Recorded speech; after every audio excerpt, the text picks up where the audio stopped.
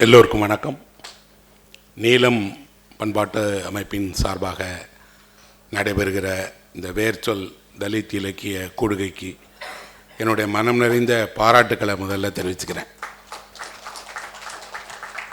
ஒரு பண்பாட்டு நெருக்கடியான காலகட்டத்தில் தனித்த குரல்களை ஒலிப்பதற்கும் மாறுபட்ட கலைகளை அடையாளப்படுத்துவதற்கும் நம் பண்பாட்டில் யார் விடுபட்டிருக்கிறார்கள், எதை முதன்மைப்படுத்துகிறோம் என்பதை ஆராய்வதற்கும் இது போன்ற கலை இலக்கிய நிகழ்ச்சிகள் ரொம்ப முக்கியமானவை. அதை தொடர்ந்து ரஞ்சித் அவர்கள் முன்னெடுத்துட்டு வர்றார். அதற்காக அவருக்கு என்னுடைய மனம் நிறைந்த பாராட்டுக்களை தெரிஞ்சுக்கிறேன். தமிழ் திரையுலகத்தில் அவருடைய பங்களிப்பு என்பது மிக தனித்துவமானது. அவர் ஒரு புதிய அழகியலை, புதிய கதைக்களங்களை, புதிய திரைமொழியை, புதிய திரைக்கான கதைகளை உருவாக்கிய ஒரு மிக முக்கியமான திரைக்கலைஞர். அவருடைய மெட்ராஸ்கிற திரைப்படத்தை நான் பல முறை பார்த்திருக்கிறேன். அதில் வரக்கூடிய சுவர் என்பது திரைப்படத்தில் வரக்கூடிய சுவர் அல்ல, தமிழ் சமூகத்தில் என்றைக்கும் இருக்கக்கூடிய ஒரு சுவர். அந்த சுவரை அவர் திரைப்படத்தில் ஒரு அடையாளமாக காட்டியிருக்கிறார். தான் ஒரு திரைப்பட இயக்குனராக இருக்கிறோம் என்பதை தாண்டி ஒரு திரை இயக்கத்தையே அவர் முன்னெடுக்கிறார். அதுதான் மற்ற இயக்குநர்களிடமிருந்து அவரை வேறுபடுத்துகிற மிக முக்கியமான அம்சமாக நான் கருதுகிறேன். இளம் திரைக்கலைஞர்களை அடையாளப்படுத்தி அவர்களுக்கு திரைப்படங்களை தயாரிப்பதற்கான வாய்ப்புகளை உருவாக்கி கொடுத்து அவர்களுக்கான அரங்குகளை, அவர்களுக்கான மாற்று வழிகளை அடையாளப்படுத்துகிற முயற்சியை தொடர்ந்து செய்கிறார். இது ஓவியம், புகைப்படம், எழுத்து, பதிப்பு என்று எல்லா துறை சார்ந்தும் அவருடைய அக்கறை இருக்கிறது. இந்த மேடையில் ரஞ்சித் அவர்களுக்கு என் மனம் நிறைந்த பாராட்டுக்களை முதல்ல தெரிவிச்சுக்கிறேன். அவரோடு இணைந்து இந்த பண்பாட்டு இயக்கத்தில் துணை நிற்கக்கூடிய எல்லோருக்குமே என் அன்பும் வாழ்த்துக்களும். குறிப்பாக என் விருப்பத்துக்குரிய படைப்பாளர் தமிழ் பிரபாவுக்கு என்னுடைய கூடுதல் ஒரு அன்பும் படைப்பும். அவர் ஒரு நல்ல நாவலாசிரியர், திரைக்கதை ஆசிரியர். அவர் மிகப்பெரிய விருதுகளை, அங்கீகாரங்களை நோக்கி சென்று கொண்டிருக்கிறார். அத்தனை கனவுகளும் நிறைவேறுவதற்கு நான் வாழ்த்துறேன். அப்புறம் இன்று இந்த வேர்ச்சொல் இலக்கிய அமைப்பின் சார்பாக விருது பெற இருக்கிற கவிஞர் NT ராஜ்குமாருக்கு என்னுடைய பாராட்டுகள். அவருடைய நூல் வெளியீட்டு விழாவில் நான் கலந்து கொண்டிருக்கிறேன், அவரை வாசித்திருக்கிறேன். ஒரு மிகச்சிறந்த கவிஞர் இங்கே அங்கீகரிக்கப்படுகிறார் என்பதால் அவருக்கும் என்னுடைய மனம் நிறைந்த வாழ்த்துக்கள். நண்பர்களே, நாம் 1 கோடி பேருக்கும் அதிகமாக இருக்கக்கூடிய இந்த நகரத்தில் வசிக்கிறோம். 1 கோடி பேர் என்பது வெறும் மனிதர்களுடைய எண்ணிக்கை அல்ல. 1 கோடி பேர் வசிக்கிறார்கள் என்றால் 4-5 கோடி கதைகள் இருக்கின்றன என்று அர்த்தம். இந்த நகரம் கதைகளினுடைய பெரும் கதை நிலம். எங்கு பார்த்தாலும் கதைகள், எல்லோருக்கும் கதைகள். கதைகள் அன்றாடம் நிரம்பி இருக்கக்கூடிய ஒரு வாழ்நிலத்தில் நாம் இருக்கிறோம். அன்றாடம் கதை கேட்கிறோம், கதை சொல்கிறோம், கதையை வாசிக்கிறோம், கதையை எழுதுகிறோம். இது அல்ல நான் கவனப்படுத்தி வரும்போது, இந்த கதைகளில் யார் எழுதப்படுகிறார்கள், யார் எழுதப்படவில்லை. 1000 கதைகள் எழுதப்பட்ட போதும் இன்னும் எழுதப்படாத அந்த மனிதர் யார்? யாருடைய கதையை நாம் வாசிக்கிறோம், யாருடைய கதையை எழுதுகிறோம் என்பது மிக முக்கியமானது. உண்மையில் இந்த நகரத்தினுடைய 2 பெரும் கரங்களை நான் இங்கு கவனப்படுத்த விரும்புகிறேன். ஒவ்வொரு நாளும் காலையில் எழுந்தவுடனே இந்த நகரம் தூய்மையாக ஒரு புத்தாடையைப் போல உங்கள் கைகளில் ஒப்படைக்கப்படுகிறது.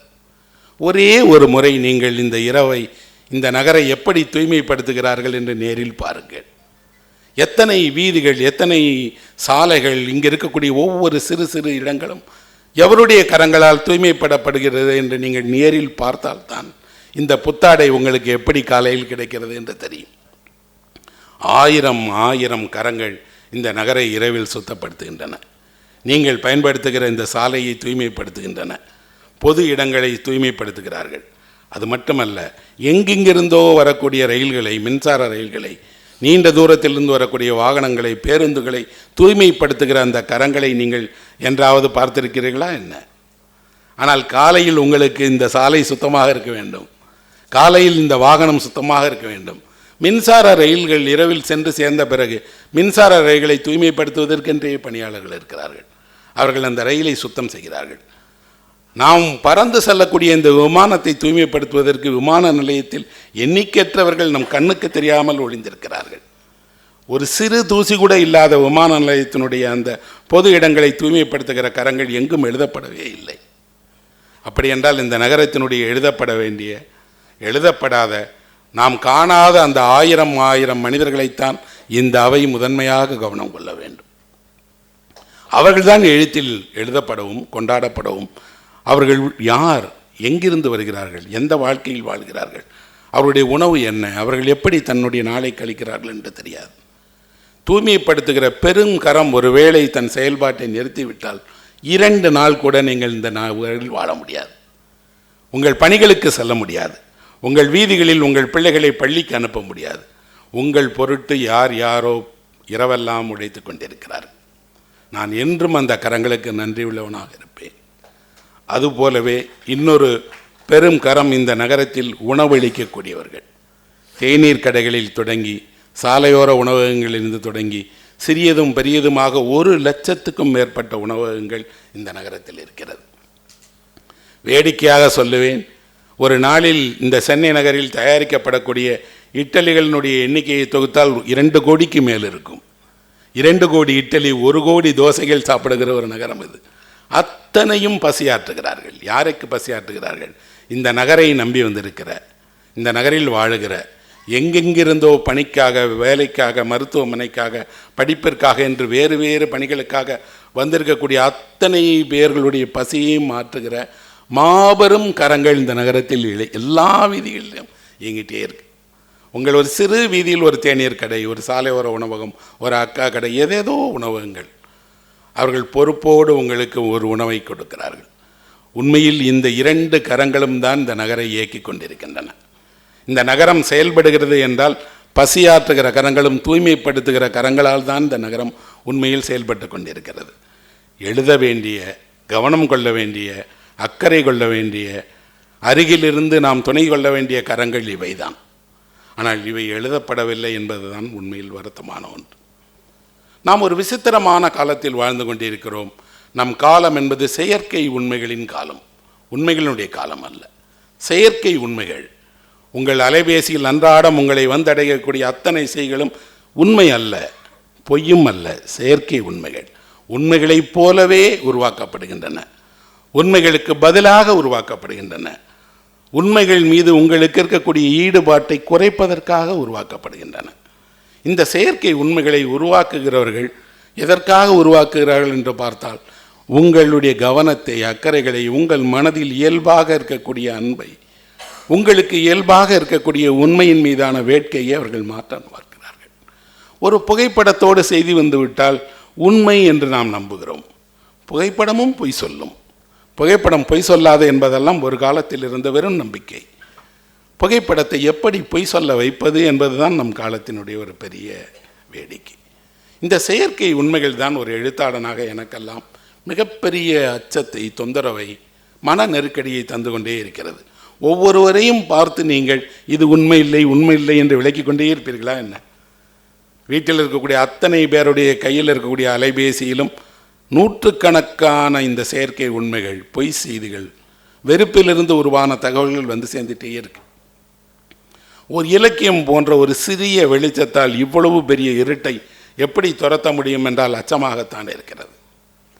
சில ஆண்டுகளுக்கு முன்பாக இணையத்தில் ஒரு கடிதம் பகிரப்பட்டது. அது சார்லி சாப்ளின் தன் மகளுக்கு எழுதிய கடிதம்.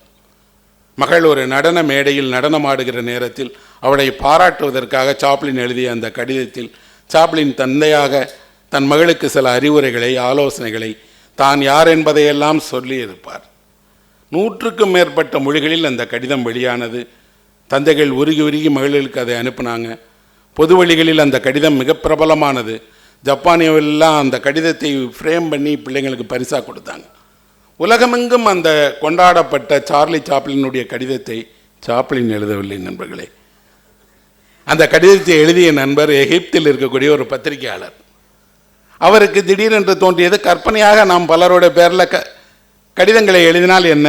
அவர் எழுதுகிற போதில் கற்பனை கடிதம் என்று தலைப்பிட்டே இந்த கடிதத்தை எழுதினார். சாப்ளின் தன் மகளுக்கு எழுதுவது போல. உண்மையில் சாப்ளின் எழுதியிருந்தால் இப்படி ஒரு கடிதத்தை எழுதியிருப்பார் என்பதுதான் உண்மை. அந்த கடிதத்தை, அந்த மேலே இருக்கக்கூடிய கற்பனை உரையாடல் என்பதை மட்டும் நீக்கிவிட்டு சாப்ளின் கடிதமாக வெளியிட்டதோடு 100கணக்கான மொழிகளில் அதை மொழிபெயர்த்து சாப்ளின் தன் மகளுக்கு எவ்வளவு உணர்ச்சி பூர்வமாக ஒரு கடிதம் எழுதியிருக்கிறார் பாருங்கள் என்று கொண்டாடுகிறார்கள். உடனே இவர் என்ன செய்தார் என்றால், ஊடகங்களை அழைத்து, இது சாப்ளின் எழுதிய கடிதம் அல்ல, நான் தான் அந்த கடிதத்தை எழுதினேன், இந்த பத்திரிகையில் தான் வெளியானது என்று உண்மையை சொல்லுகிறார். ஊடகங்கள் எல்லாம் என்ன செய்தன தெரியுமா, சாப்ளினுடைய கடிதம் இருக்கிறதே என்று அவர்களே ஒரு பொய் கடிதத்தை தயார் பண்ணியும் வெளியிட்டாங்க. இவர் சொல்றார், நான் தான் வெளியிட்டேன், இந்த இதழில் தான் வெளியிட்டேன், நான் தான் இந்த வாசகங்களை எழுதினேன், சாப்ளின் அல்ல என்று. இல்லை, சாப்ளினுடைய புகழை நீ கெடுக்க பார்க்கிறாய் என்று அதை எழுதியவரை குற்றவாளியாக்கிட்டாங்க. அவர் இன்று வரை தொடர்ந்து சொல்லிக்கொண்டே இருக்கிறார், ஏதோ ஒன்றை கற்பனையாக செய்தால் அது நிஜமாகி விடுகிறது. அந்த செயற்கை உண்மையே இல்லை என்று சொல்பவரையே குற்றவாளியாக்கி விடவும் செய்கிறது. இதையெல்லாம் தாண்டி சாப்ளின் பெயரால் அல்ல, அரிஸ்டாட்டில் பெயரால், அறிஞர்கள் பெயரால் ஏராளமான பொய்கள் தொடர்ந்து சொல்லப்பட்டே இருக்கிறது. இது எதுவும் அந்த அறிஞர்களில் எழுதியதும் அல்ல, சொன்னதும் அல்ல. இணையத்தில் வரக்கூடிய தகவல்களை நாம் செய்ய வேண்டிய முதல் வேலை அதை பரிசோதிக்காமல் பயன்படுத்தக்கூடாது என்பதுதான். குழந்தைகளுக்கு நீங்கள் ஒரு மருந்தை கொடுக்கும்போது எவ்வளவு கவனமாக கொடுப்பீர்கள்? அந்த மருந்து உண்மையில் காலாவதியாகிவிட்டதா? போதுமான அளவிற்குத்தான் கொடுக்க வேண்டுமா? இதை நம்பி அந்த ஒரு ஸ்பூன் மருந்தை என் குழந்தைக்கு கொடுக்கலாமா என்று நீங்கள் அவ்வளவு ஆலோசனை செய்வீர்கள் இல்லையா? அதை விட 10 மடங்கு ஆலோசனை நீங்கள் இணையத்தில் ஒரு செய்தியை நம்பும் முன்னாடி யோசிக்க வேண்டும் என்று நான் சொல்லுவேன். இதுதான் செயற்கை உண்மை. சாப்ளின் பெயரால் ஒரு கடிதம் எழுதப்பட்டால் அதை எழுதியவரே மறுத்தாலும் மறுக்க முடியாது. உண்மையில் மக்கள் அப்படி ஒரு கடிதம் எழுதப்பட வேண்டும் என்று விரும்புகிறார்கள், அது எனக்கு புரிகிறது. அப்படி எழுதிய தந்தை அல்ல சாப்ளின். ஆனால் அப்படி ஒரு சாப்ளின் ஒரு மகளுக்கு ஒரு கடிதத்தை எழுதியிருந்தால் அந்த கடிதம் நன்றாக இருக்குமே. அதில் தன் மகளுக்கு சொல்லுகிற ஆலோசனை எல்லாம் இன்றைய தந்தை இன்றைய மகளுக்கு சொல்ல வேண்டிய, தெரிந்து கொள்ள வேண்டிய ஆலோசனை தான். சாப்ளின் பெயரால் வெளியானது, அந்த கடிதம் அல்ல என்னுடைய பிரச்சனை. நீங்கள் ஒரு தகவலை பொது வழியில் பகிர்ந்து கொள்ளும் போது என்ன நடக்கிறது என்பதுதான். இன்றைக்கு இலக்கியம், எழுத்து உலகம் முழுவதும் தனித்துவமான குரல்களை, அசலான உண்மைகளை, இந்த உண்மைகள் எதனால் மறைக்கப்பட்டன என்பதை பற்றி பேசத் தொடங்கி இருக்கின்றன, அவற்றை முன்வைக்க தொடங்கி இருக்கிறார்கள். நான் பள்ளியில் படிக்கும்போது ஒரு கதையை கேட்டிருக்கிறேன். ஒரு மன்னர் ஆடை அணியாமல் பொது வெளியில் ஊர்வலம் சென்றபோது எல்லோருமே அவர் ஆடை அணிந்திருக்கிறார் என்று பாராட்டிகிட்டே இருப்பாங்க. கூட்டத்திலிருந்து ஒரே ஒரு சிறுவன் மட்டும் அவர் ஆடை அணியவில்லை, அவர் நிர்வாணமாகத்தான் இருக்கிறார் என்று உரத்து சொல்லுவான். அந்த ராஜாவினுடைய உண்மையை ராஜாவுக்கே வெளிப்படுத்துவான். ராஜாவும் தான் ஆடை அணிந்திருப்பதாகத்தான் நினைப்பார். அந்த கதையை நான் சிறு வயதில் படித்த போது என் ஆசிரியர் சொன்னார், ஒரு மன்னரே இப்படி ஒரு பொய்யை சொன்னாலும் உண்மையை சொல்லுகிற சிறுவர்களாக நீங்கள் இருக்க வேண்டும் என்று. வளர்ந்து நான் பெரியவனான பிறகு எனக்கு இருந்த ஒரே ஆசை, அந்த சிறுவனும் வளர்ந்திருப்பானே, இன்றைக்கு அவன் என்னவாயிருப்பான்? சிறு வயதில் மன்னருக்கு எதிராக உண்மையை பேசிய சிறுவன் இளைஞனாகின போது என்னவாயிருப்பான்? அந்த மன்னர் என்ன செய்திருப்பார் என்று. நானே ஒரு எழுத்தாளன் தானே, நானே அதற்கு இன்னொரு கதையை எழுதினேன். என் கதையில் அவன் அரண்மனைக்கு வந்த உடனே மன்னர் சொல்லுவார், அந்த பையனை வளரவிடக்கூடாது, நாம் கவனிக்க வேண்டிய ஒரே ஆள் அந்த பையன் மட்டும்தான். இத்தனை பேர் மௌனமாக என் நிர்வாணத்தை உடையாக ஏற்கும்போது ஒரு சிறுவன் உண்மையை சொல்லுகிறான் என்றால் அவனை உடனே நம் பக்கத்தில் கொண்டு வந்துருங்க. என்ன செய்யலாம் என்று கேட்டபோது ஆலோசனை சொல்வார்கள், அவனை வேறு நாட்டில் வேறு மொழியில் கல்வி பெறுங்கள், உண்மையை விட்டு தானே விலகி விடுவான். ஒருவனை உண்மையை விட்டு விலக்கி வைக்க வேண்டும் என்றால் அவனை வேறு மொழியில் கல்வி கற்க வைக்க வேண்டும். வேறு தேசத்தில் சொந்த மொழியை மறந்தவனாக அவன் கல்வி கற்க வேண்டும். அப்படி என்றால் நிச்சயம் அவன் உண்மையை விட்டு விலகி விடுவான் என்று. ஆனால் அவன் அந்த நாட்டிற்கு போய் அந்த மொழியில் கல்வி கற்ற போதும் தன் சொந்த மொழியை, சொந்த உண்மைகளை மறப்பவனாக இல்லை. அவன் உண்மையின் பக்கம் நிற்பவனாகவே கல்வி கற்றும் வந்தான். திரும்பி வந்தபோது மன்னர் கேட்டார், இப்போது அவனை என்ன செய்வது என்று. இன்னொரு ஆலோசனை சொன்னார்கள், அவன் மிகச்சிறந்த படிப்பாளியாக, அறிவாளியாக இருக்கிறான், ஒரு அரசாங்க வேலை கொடுத்து விடுங்கள், தானே அவன் பொய்யின் பக்கம் நின்று விடுவான் என்று. உடனே அவனை அரசினுடைய அதிகாரியாக்கினார்கள். ஏனென்றால் அதிகாரி ஆன மறுநிமிடமே நீங்கள் தலையசைக்க வேண்டிய கட்டாயம் ஏற்பட்டு விடுகிறது. உண்மைகளை மறைக்க வேண்டிய அவசியம் உருவாகி விடுகிறது. சட்டத்தின் பெயரால் நிறைய விஷயங்களை பகிர முடியாத நிலைக்கு உங்கள் தள்ளப்பட்டு விடுவீர்கள். ஆனால் இவன் அதிகாரியாக இருந்தபோதும் அதே பரிவோடு, அதே உண்மையோடு, அதே நேர்மையோடு, அதே சத்தியத்தினுடைய பாதையில் நடப்பவனாக இருந்தான். இவனை என்ன செய்வது என்று திரும்பவும் கேட்டார்கள். அரசர் சொன்னார், அதிகாரமிக்க வசதியான ஒரு பெண்ணை அவனுக்கு திருமணம் செய்து வைத்து விடுங்கள், தானே மாறிடுவான். அதுவும் நடந்தது. ஆனால் அவன் மாறவில்லை. இவனை எப்படி தான் சமாளிப்பது என்று தெரியாத போது ஒருவர் ஆலோசனை சொன்னார். அவனை சுற்றி 10 பேரை இருக்க சொல்லுங்கள்.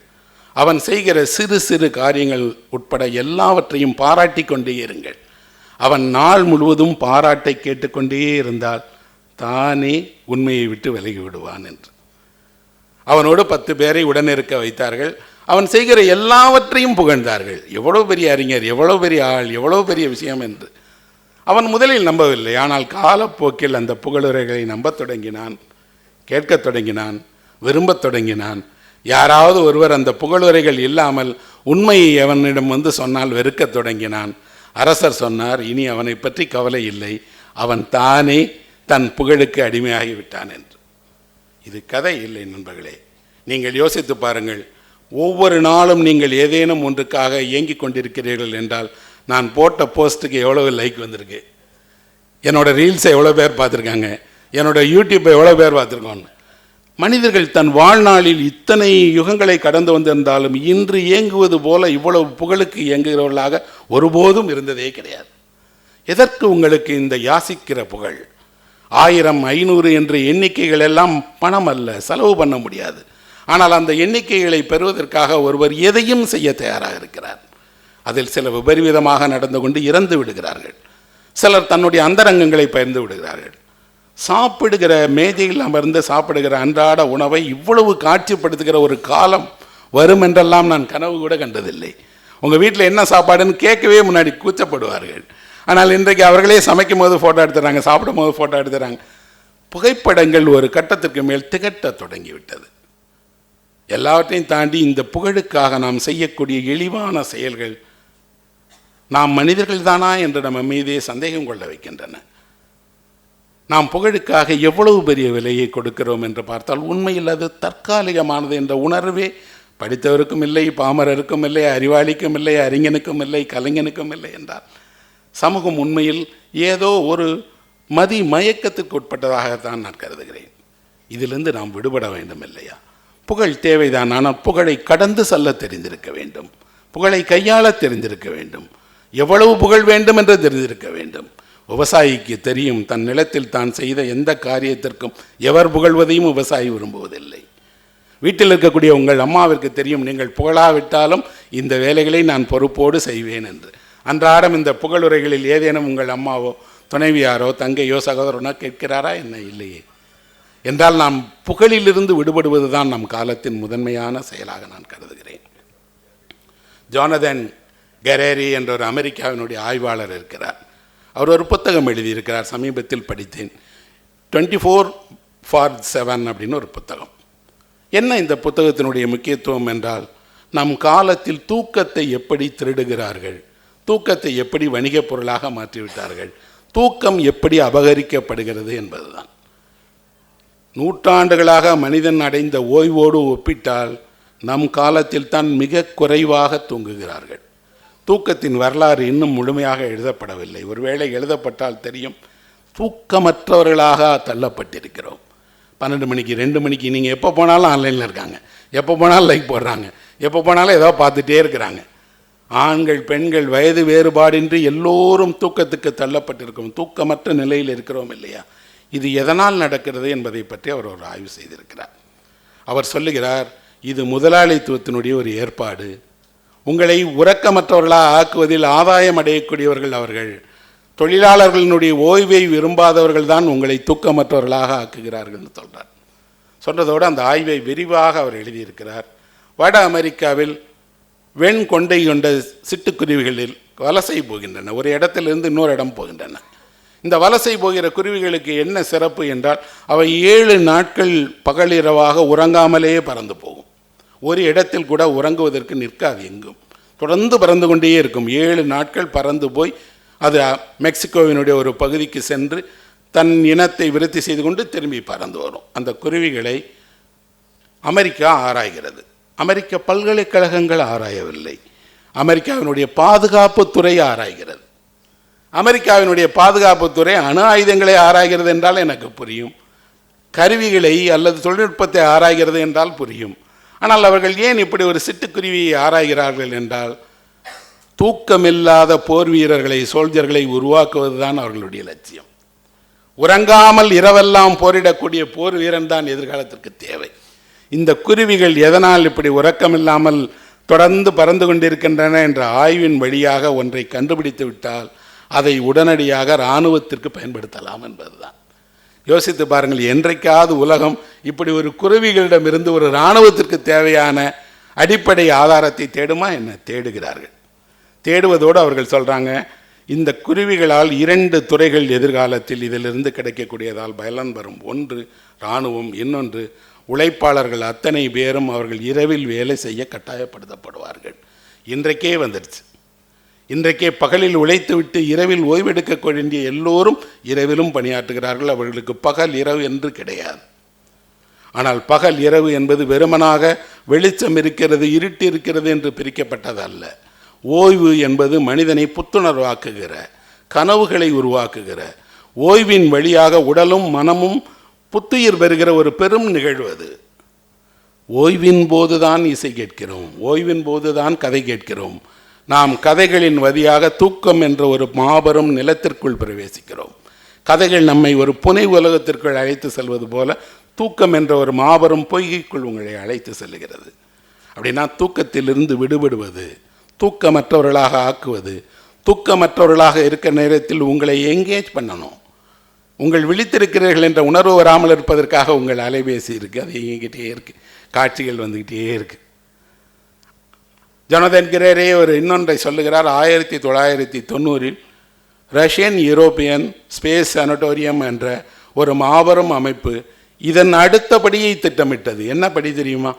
உலகில் இரவே இருக்கக்கூடாது, இந்த பூமியில் இரவே இருக்கக்கூடாது, மாறாக முழு இரவுக்கு பதிலாக முழு பகலை உருவாக்குகிற விண்கலங்களை உருவாக்கி சேட்டலைட்டின் வழியாக பகல் அளவிற்கு முழுமையாக இரவிலும் பகலை உருவாக்க முடியும் என்றால் மனிதர்கள் வேலை செய்து கொண்டே இருப்பாங்க தானே, நிறைய உற்பத்தி நடக்கும் இல்லையா, நிறைய பணம் கிடைக்கும் இல்லையா என்று ஒரு முழு பகல் அளவுக்கு முழு இரவை உருவாக்குவதற்காக முயன்றார்கள். ஆனால் அந்த திட்டம் தோல்விவிட்டது. இன்று தோல்வியிட்டிருக்கலாம், ஆனால் அதுதான் அவர்களுடைய லட்சியம். ஆனால் நாம் கதை கேட்டு வளர்ந்திருக்கிறோம், கவிதை கேட்டிருக்கிறோம், இசை பாடி மகிழ்ந்திருக்கிறோம் என்றால் எல்லாம் இரவோடு தொடர்புடைய நினைவுகள். நம் இரவு இத்தனை கேள்விகளால், இத்தனை கதைகளால், இத்தனை புனைவுகளால் நிரம்பியது. உங்கள் அந்தரங்கத்தினுடைய ஒரு பகுதி உங்கள் இரவு என்பது. அதனால்தான் யாமம் என்ற ஒரு நாவல் எழுதினேன். அது ஒரு வாசனை திரவியம் போல இந்த நகரம், எல்லா நகரங்களும் தனக்கான இரவை கொண்டிருக்கிறது என்று. நாம் எந்த ஆபத்தில் இருக்கிறோம் என்றால் நாம் நினைப்பது போல சிறிய கண்முன் இருக்கக்கூடிய சிறு சிறு பிரச்சனைகள் அல்ல. உலகு தழுவிய அளவில் ஒரு பெரும் கரம், ஒரு செயற்கை இரவை செயற்கை பகலாக்க மாற்றுகிற அதே வேளையில் தான் இன்னொரு பக்கம் எழுத்தாளன் அமர்ந்து, கலைஞன் அமர்ந்து தன் சொந்த பணிகளுக்கு இடையே இந்த உலகை மீட்கவும், நம்பிக்கை கொள்ளவும், புதிய விஷயங்களுக்கான மாற்றத்தை உருவாக்கவும் முடியும் என்று சொல்லிக்கொண்டே இருக்கிறார். காஃப்கா ஒரு கதை எழுதியிருக்கிறார், பட்டினி கலைஞன் என்ற ஒரு கதை. அந்த கதையில் ஒருவன் பட்டினி கிடப்பதை காட்சி பொருளாக மாற்றி டிக்கெட் கொடுத்து எல்லாரையும் பார்க்க வருவார்கள். அவன் பட்டினி கிடப்பான், அதுவும் ஒரு கூண்டில் அமர்ந்து கொண்டு பட்டினி கிடப்பான். பட்டினி கிடப்பவனை பார்ப்பதற்காக எல்லோரும் கட்டணம் செலுத்தி வருவார்கள், பார்ப்பார்கள். இந்த பட்டினி கலைஞன் உண்மையில் ஏதேனும் நேரத்தில் சாப்பிட்டு விடுகிறானா என்று பார்ப்பதற்காக 3 காவலர்கள் இருப்பார்கள். இவனுக்கு பட்டினி கிடப்பதல்ல, தன் பட்டினியை கூட பரிகாசம் செய்கிறார்களே, சந்தேகப்படுகிறார்களே என்றுதான் கோபம். அவர்கள் அருகில் அமர்ந்து இவன் ஏதானும் சாப்பிட்றானா நைட்லாம் பார்த்துட்டே இருப்பாங்க. அவன் 40 நாட்கள் பட்டினி கிடப்பான். அவன் நினைப்பான் என்ன அப்படின்னா, பட்டினி கிடப்பதை பார்ப்பதற்கு உலகம் எப்போதும் தயாராக இருக்கிறது. உங்கள் பரி உணர்வு என்பது கட்டணமாக மாற்றப்படும். அந்த கட்டணத்தை செலுத்தி இந்த பரி உணர்வை பார்க்க இவ்வளோ பேர் வருவாங்க. ஆனால் அந்த நிறுவனமோ அவனை காட்சி பொருளாக்கி வச்சுட்டு 40 நாள் முடிஞ்சோடனே தூக்கி போட்டு அடுத்த வேலையை செஞ்சிடும். இந்த கூண்டில் இவனுக்கு பதிலாக ஒரு சிறுத்தையை கொண்டு வந்து வைப்பார்கள். இவனை பார்க்க வந்ததைப் போல 100 மடங்கு கூட்டம் அதிகம் வரும். அந்த வெறுப்பில், புறக்கணிப்பில் அந்த மனிதன் இறந்து விடுவான். காஃப்கா சொல்லுவது வேறொன்றுமே இல்லை நண்பர்களே, கலைஞனால் பசியை வெல்ல முடியும், புறக்கணிப்பை வெல்ல முடியாது. புறக்கணிப்பு தான் ஒரு கலைஞனுக்கு இருக்கக்கூடிய மிகப்பெரிய தண்டனை. கலைஞர்கள் தன் வாழ்நாள் எல்லாம் தன் பசியை வெல்வதற்கான எல்லாவற்றையும் கண்டறிந்திருக்கிறார்கள். பசியை அவர்களால் வெல்லவும் கூடும், ஆனால் புறக்கணிப்பை வெல்ல முடியாது. புறக்கணிப்பு என்பது அவர்களுடைய அத்தனை கலையையும் அத்தனை கனவுகளையும் நிராகரிப்பது என்பதாகும். அப்படி புறக்கணிக்கப்பட்ட, உலகம் அறியாத, கண்டுகொள்ளப்படாத கலைஞர்களை இந்த அமைப்பு கௌரவப்படுத்துகிறது, விருதளிக்கிறது, கொண்டாடுகிறது. அவர்களுக்கு என் மனம் நிறைந்த நன்றியும் அன்பும். வணக்கம்.